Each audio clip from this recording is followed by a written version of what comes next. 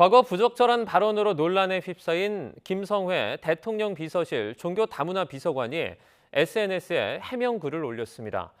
이주 노동자들이 제도를 악용해 친인척을 편법으로 입국시키고 조선 여성 절반이 성노리개였다는 주장을 뒷받침하기 위해 구체적인 통계를 댔는데요. 사실인지 팩트체크했습니다. 신지원 기자입니다. 숨기고 있어요. 네네. 정부에서 숨기고 있는데 비공식 조사에 의하면 4%만이 정상적인 중도 입국 자녀입니다. 96%는 다 가짜.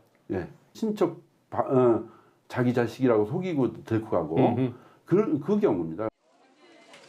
외국인 자녀가 부모를 따라 귀화할 수 있도록 돕는 중도 입국 자녀 정책. 이 제도가 친인척 초청권으로 악용되고 있다는 과거 발언이 논란이 되자 김성회 대통령 비서실 종교다문화 비서관이 개인 SNS에 해명을 내놨습니다.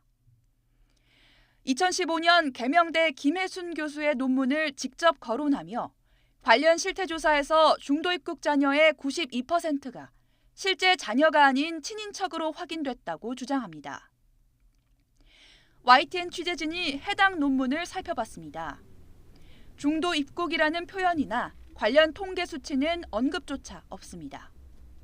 논문 저자에게 직접 물었습니다. 그런 실태조사에 참여하지도 않았고 그런 실태조사가 있는지도 몰랐는데요. 그리고 저는 중도 입국 자녀에 대한 논문을 쓰는 사람이 아니라 이민정책 전반에 대해서 쓰기 때문에 오히려 그분한테 제 논문을 인용했다고 그러시니까 그 논문이 뭔지를 확인해 주시면 고맙겠습니다.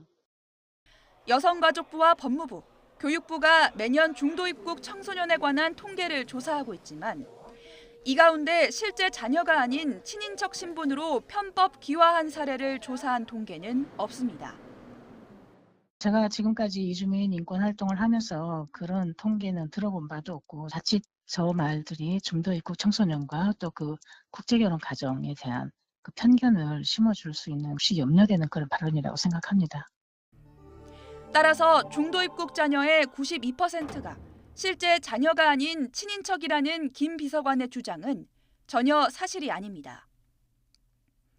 이 밖에 김 비서관은 조선시대 절반의 여성이 성노리개였다는 과거 발언에 대해서도 구체적인 수치를 들어 해명했습니다.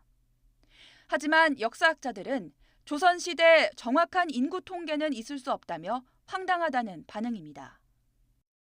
조사 목적 자체가 장정을 뽑고 세금을 부과하는 데 있거든요. 노비는 국가에서 관리하는 대상이 아니고 사적인 인간들이거든요. 정확성이 떨어지 몇십 프로다라는 것은 정확할 수는 전혀 없어요.